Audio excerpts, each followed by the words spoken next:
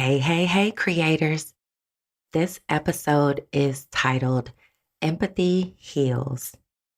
In this episode, I'm going to make the case for why I believe we need to make empathy go viral. We'll be breaking down my favorite saying, trauma hurts, empathy heals. Stay tuned for Minding Your Amygdala. Hey, creators.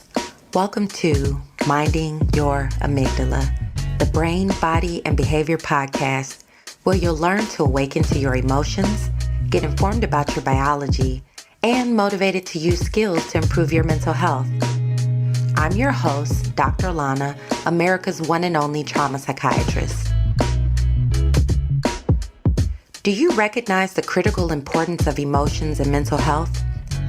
Do you want to know more about how to self-recover from trauma? Do you want to better understand the updated science about how our brain and body shapes our behaviors? If you answered yes to any of these questions, then you're in the right place. This podcast is focused on making complex brain science simple and usable. You'll learn the 6 primitive brain systems predictably programmed by trauma and empathy skills practice, my unique methodology that can help you improve your own T, thoughts, emotions, and actions. I'm the Skills Over Pills doc, but I'm also a mom of 3, a busy entrepreneur, and a human being trying to make it through multiple global pandemics just like you. Minding Your Amygdala will teach you transformative ways that you can approach your day-to-day life, and I'll give you strategies to break free from the trauma cycle. All right, let's get started.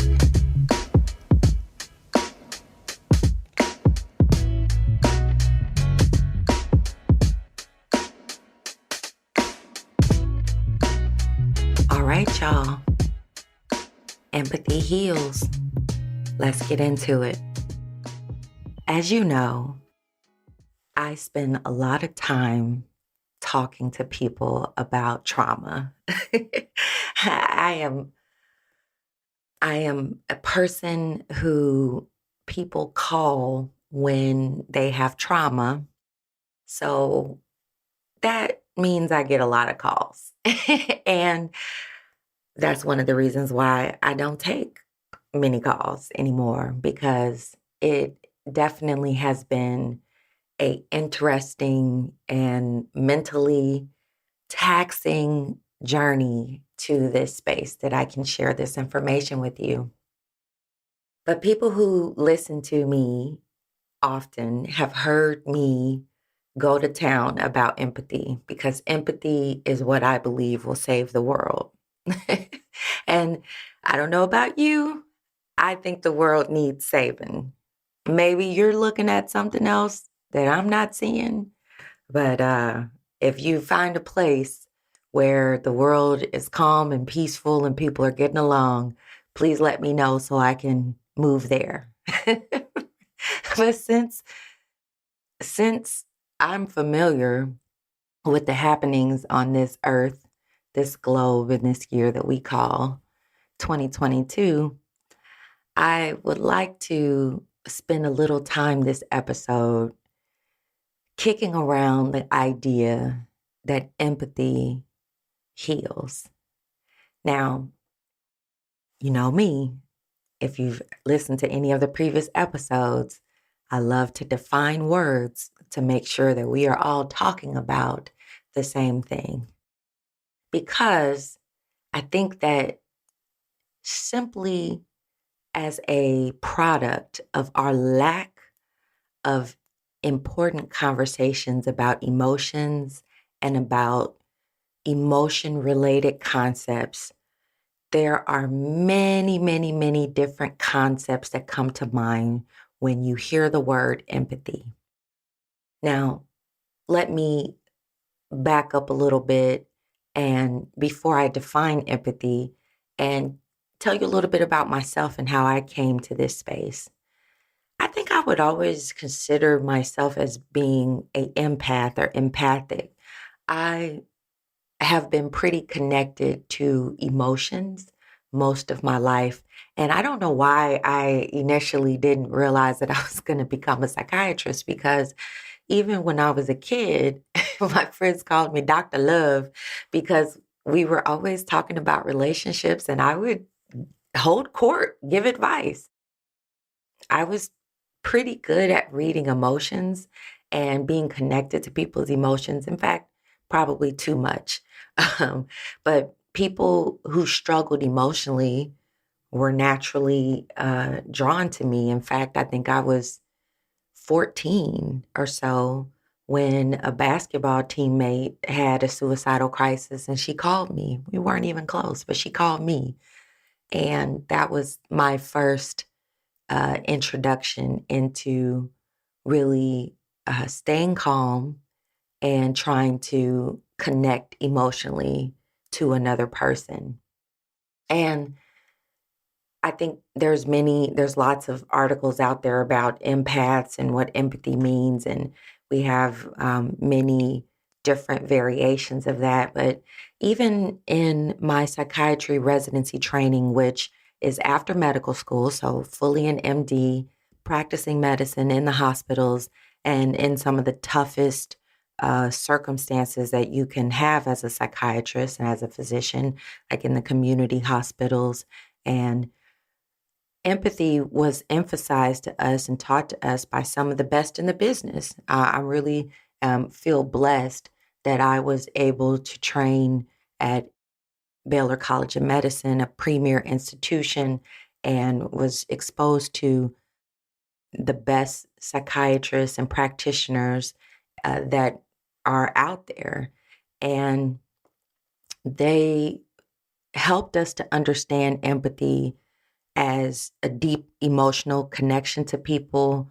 And we had courses about it. They even had us interview people and we were recorded and observed, and they gave us feedback on our ability to recognize the undercurrents, the invisible undercurrents in the room, and to help make our assessments conversational versus being checklists or interviews and things like that. So that was my introduction and background to empathy, and it worked pretty well. I think I was naturally a empathic person, in part because the way I grew up, I've been there. I've been on the other side a lot of times. You know, my patients would be like, "Yeah, you know, I did it. I punched this person. I yelled. I screamed. I hit that.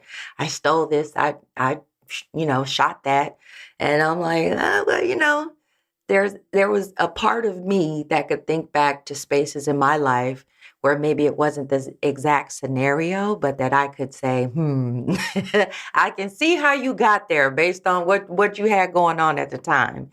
And I think that my patients appreciated that they didn't feel judged because they could tell me things.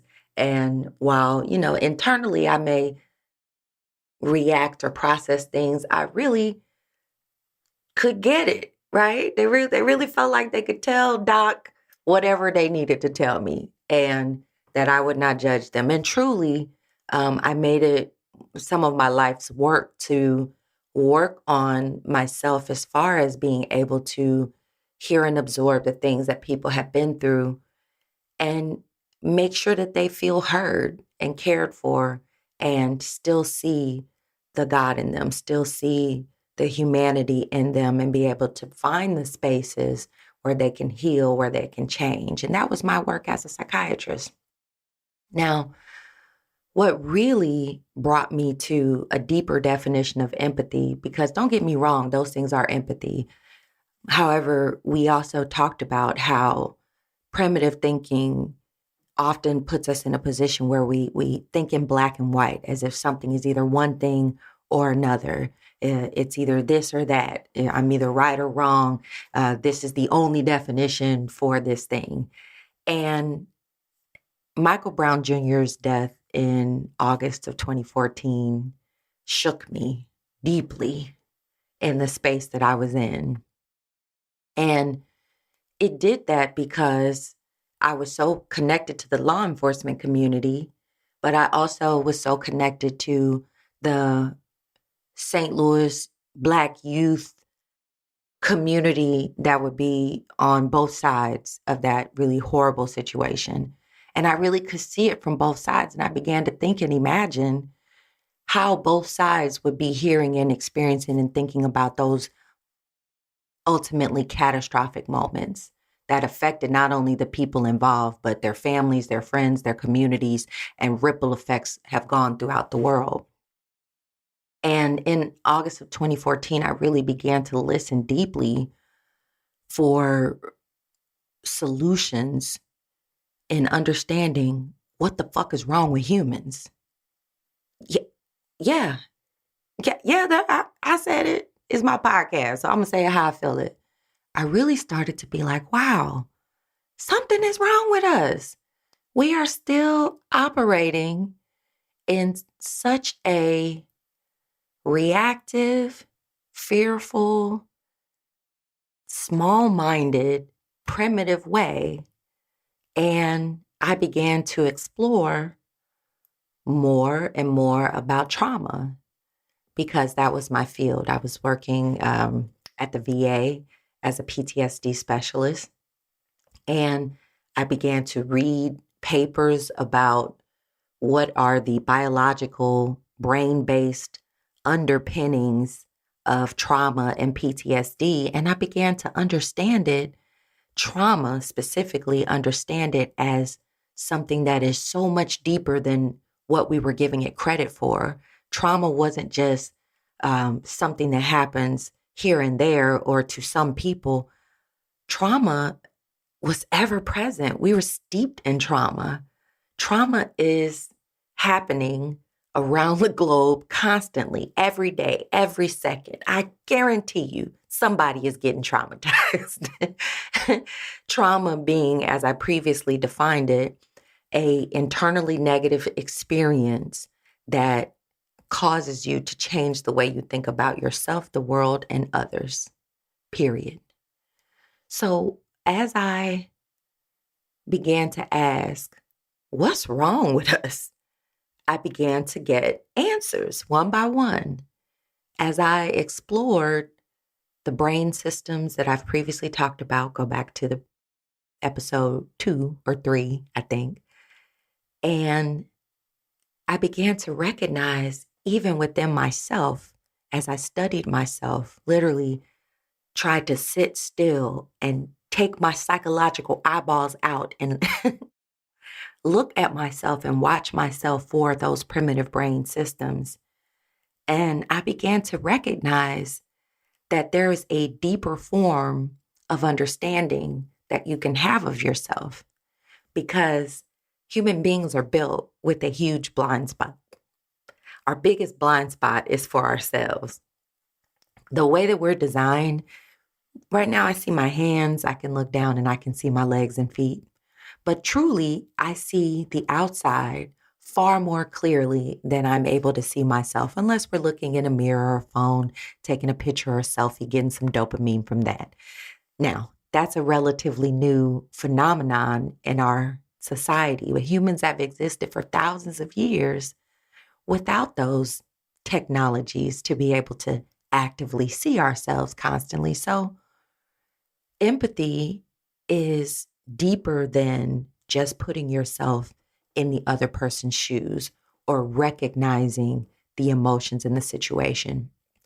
I challenged myself to go deeper than thinking about putting empathy as putting yourself in another person's shoes, which I'd heard that saying several times before. But what I began to realize is that because of this invisible biological bubble that humans operate in, we have a tendency to treat our version as right. We we love being right. We're addicted to being right. And the way that we interpret information, or the way that our brain interprets the information, really functions as our baseline. And we compare what we see to what we think is supposed to be. That's generally how the human brain works. Now, on a deeper level, I began to look for how to understand empathy better, because when you think about it, if I say I'm going to put myself in the other person's shoes, well, I might come in with my little size 8s and thinking, hey, you know what? I get in this space and I stick my feet in here and I think, okay, this is what you should do. This is what you need to do. And if they wear 10s and I come in with my 8s, I might say, you just need smaller shoes. That's me thinking about their situation according to my own thought process, my own skill set, my own experiences. But what empathy does is challenge us to go to a space where we put ourselves in the other person's experience, in the other person's brain, in the other person's belief system, putting ourselves in the other person's body. That means that I have to recognize that there are experiences that are outside of me and my purview in this particular lifetime, right? That's one of the challenges that humanity is having right now, is that we have a tendency to believe that even experiences that we have not had, that we understand them and that we think we should make judgment calls and put our own emphasis on what we believe.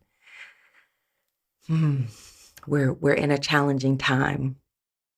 But I really actually began to dig into Brené Brown's work on vulnerability and empathy. And it was really transformative for me because Brené Brown described empathy in a step-by-step manner.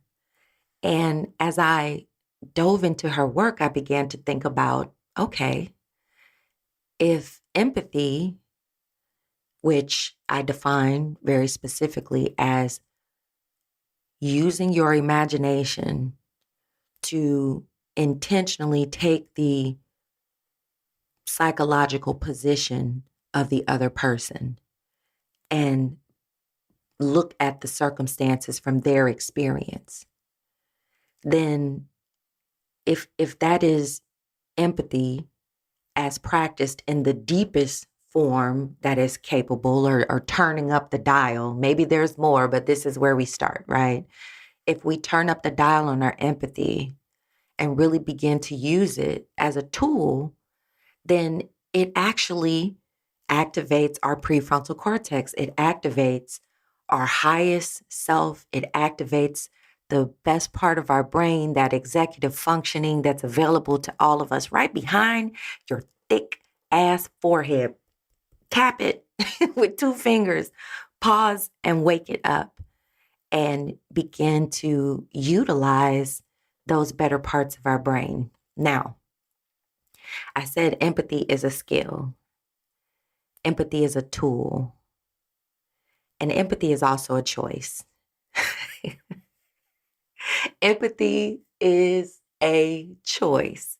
And it's a choice that you have to make every day over and over again, because it's not our favorite state to be in. It's not our default. It's not our natural state.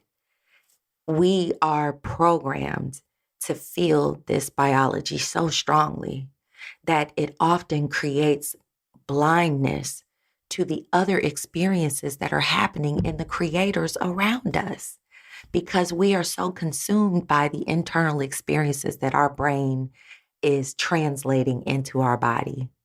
And those internal experiences trap us in a space of blindness. Yes, I said it. If you are not operating in empathy, and if you do not begin to be intentional about putting empathy in the forefront of your mind and your thought processes, then you are operating blind. You stumbling blind. And as the old folks used to say, blind, crippling, crazy. All human beings are currently delusional. I call it semi-delusional because I'm trying to give us a little bit of credit. But the first thing you have to understand, and when I say delusion, I mean fixed false belief that does not respond to the evidence in front of it, no matter how solid that evidence is. All human beings are at baseline a bit semi-delusional. Some of us more than others because it's a dial, right? We're going to get out of the light switch thinking and think of things in a dial. If you think that the way that you experience the world is, quote, right and, quote, accurate, then you, my friend, are incorrect. That is just not possible for your version of reality to be the only version that is accurate. However, you have never been taught how your brain processes information and how it translates that information to you and how you then respond and make decisions based on those external inputs that you trust. And that's okay. But we have to break out of operating as if the other person's experience of us does not exist. Like empathy is being connected to the shared reality. Using empathy is actually being able to recognize that even though you think you're being so sweet, so kind, so helpful, so useful, you also are at times being so mean, so snappy, so hurtful, so ugly, and so damaging.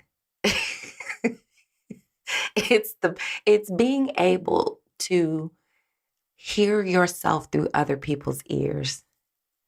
Empathy is being able to see yourself through other people's eyes and recognize that both versions of those things are real to all people involved. Now, are they accurate? No. Are they subjective? Yes. Are we capable of controlling ourselves better in order to get better results? Dear God, I hope so.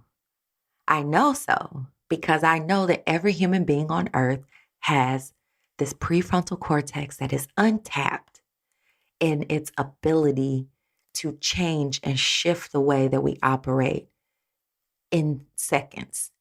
It's really about engaging intentionally with your best self. Now, I've had people who say, Doc, okay, all this empathy stuff you talk this, that's that woman stuff. that's that female stuff. I don't want to do all of that. Or, Doc, this is a lot of work. Like, you see how people are acting right now? Like, I'm not trying to empathize with anybody. I really want to just stay in my house with my gun and my kids and my Netflix and call it a day. And I'm like, listen, I feel you. You just don't know how much I feel both sides of that. And my challenge every day is to remind myself that love is the answer.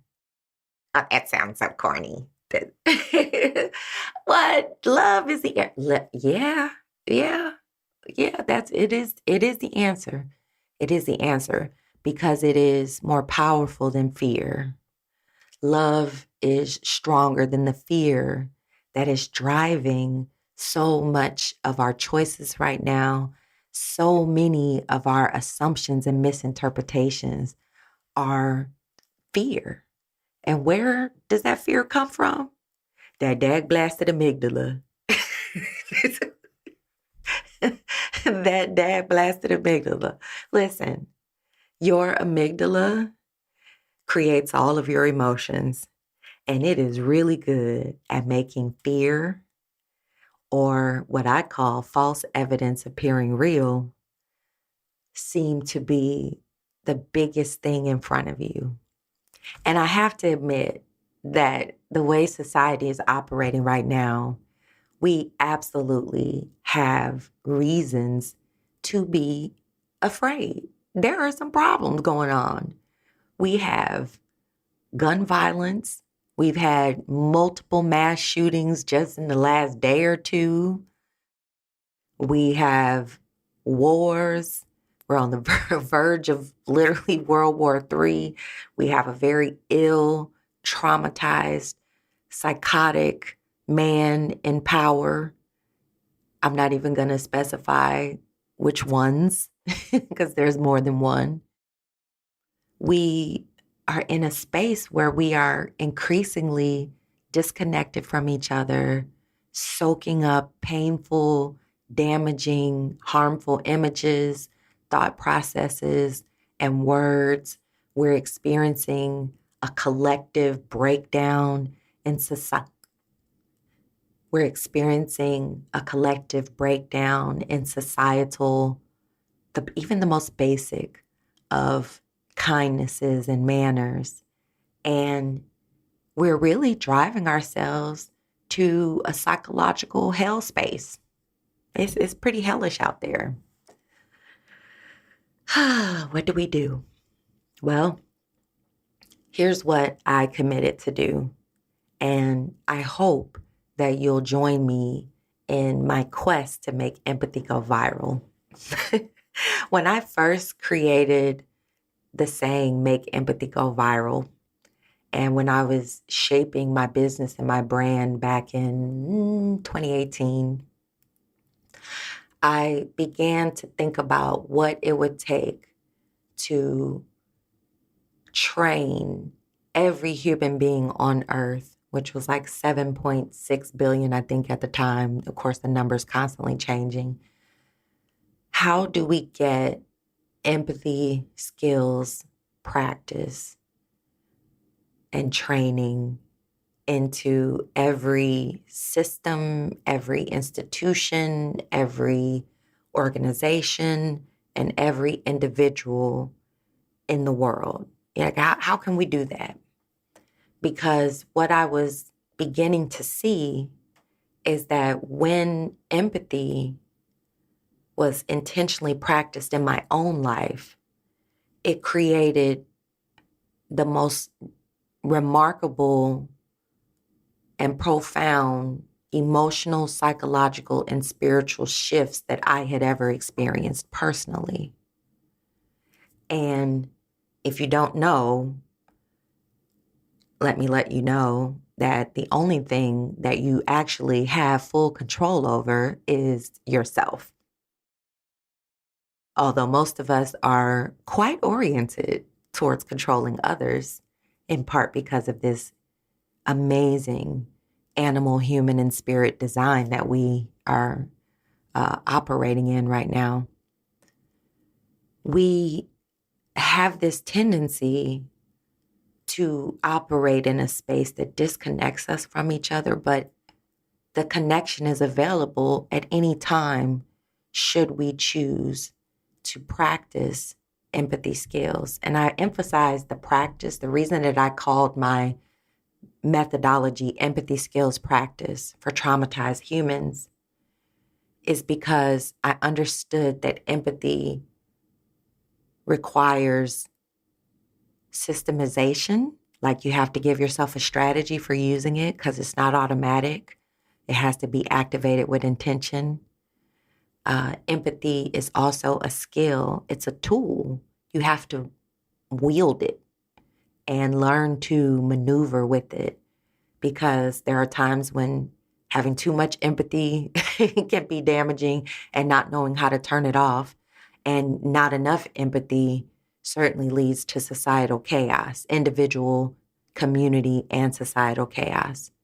So practicing, to me, means doing something over and over until you master it. And the beautiful thing about humans is that when we put our minds on something, and enough of us focus on that thing and put our mind and effort and intention into it, we create things. The evidence is in every history book, every religious tome that's out there shows that when humans put their mind to things and use our collective energy to focus on understanding laws of nature so that we can understand how we can create exceptions to it. Like, we throw planes through the air nowadays, like, yeah, okay, jump on this metal cylinder, because we now understand lift and thrust and all of the things that allowed humans to fly. And many people focused on that, and some people even died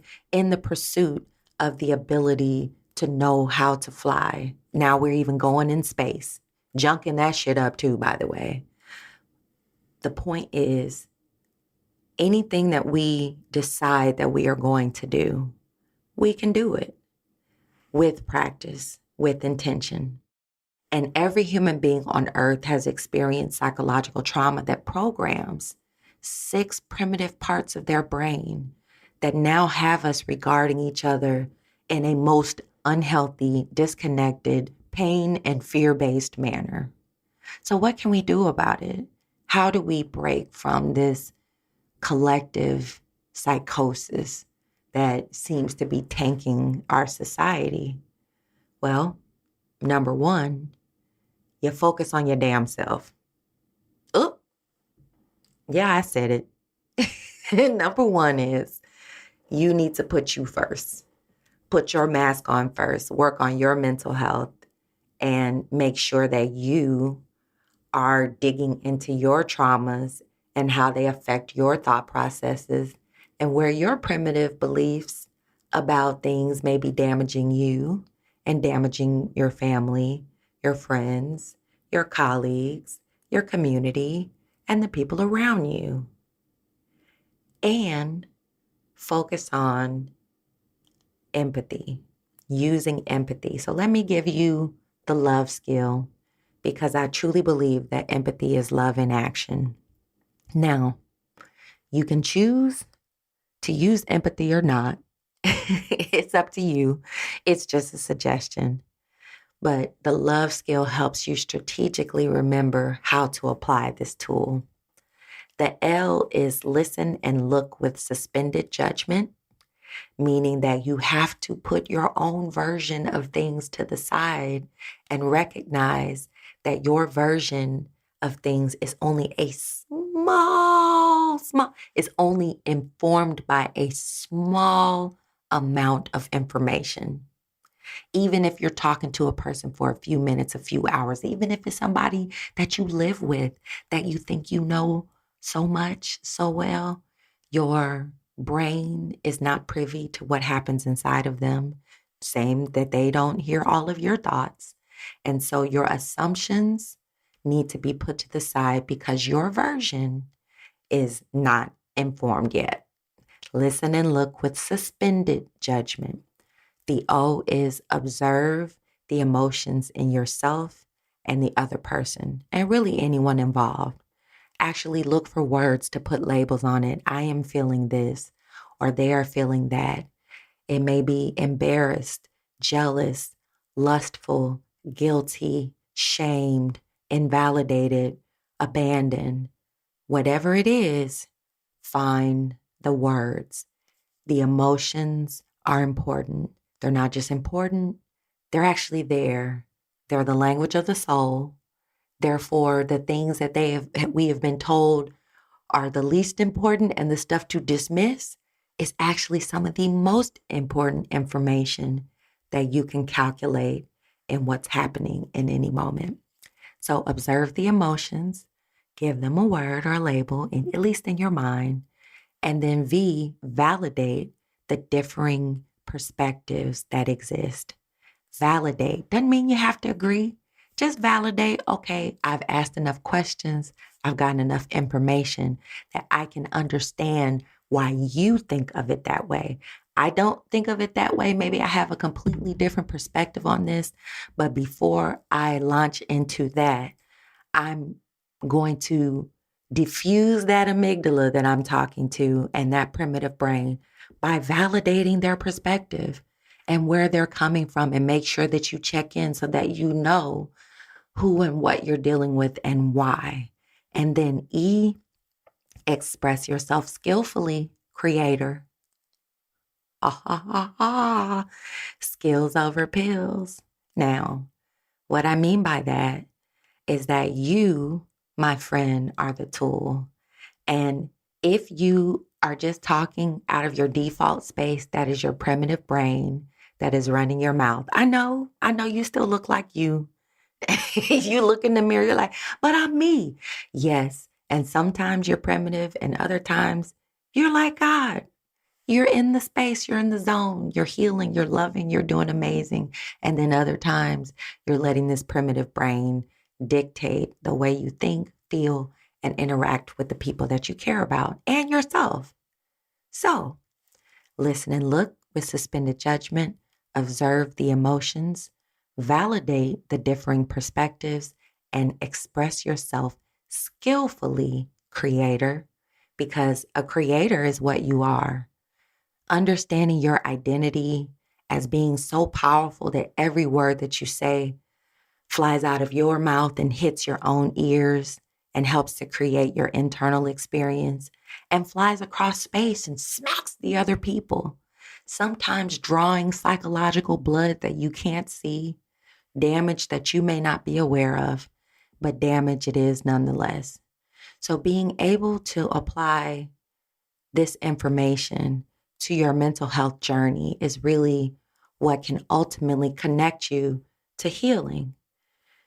The reason that it's so healing to apply empathy to these circumstances is because when I first learned this information, I remember thinking to myself, well, damn, if somebody had taught me about these brain systems and if they had explained psychology and mental health to me in these ways and understanding how normal these internal experiences are for most people, I think I would have understood and taken even a different route in my approach. So I really don't blame people for not knowing this information because we had to evolve to the space where we had the technology to understand our brain, our body, and our behavior. But now that we're here, you got to snap out of it, bro. Wake up. Sis, apply empathy to yourself. Forgive yourself for the things that have harmed you. Forgive yourself for the times you've harmed other people. And then stop. Change. Do something different. Learn to control yourself. Learn to challenge your own thoughts. Learn to challenge your beliefs. And learn to heal. I hope that I have made a good case for why empathy needs to go viral, just like COVID.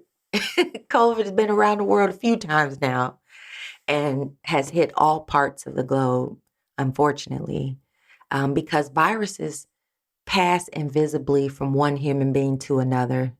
And I thought that making empathy go viral was a good analogy. This was even before COVID hit. But making empathy go viral was a good analogy for how crucial it is to make these skills touch every single person in the world quickly before we self-destruct. I feel like the dude on the Titanic that was trying to keep them from hitting the iceberg, like, hey, turn. I want everybody need to lean. 1, 2, 3, lean.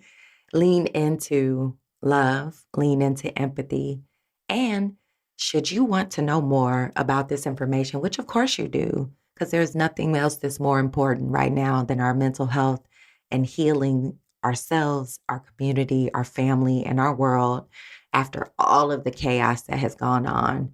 Join me at my 3-day live virtual event called The Trauma Cure, Creators Using Radical Empathy, on June 22nd through 24th, where you'll learn more about how to recognize trauma, the 6 primitive brain systems, and one fully evolved part of your brain that you can use to help yourself heal from trauma. You can get tickets at The Trauma Cure and join us next week for another episode of Minding Your Amygdala, a brain, body, and behavior podcast. I'm Dr. Alauna, and I hope that you put this information into play. Thank you for your messages, your ratings, and please subscribe to this podcast. You can send your questions to askdralauna@gmail.com. All right, y'all, get out there and make empathy go viral.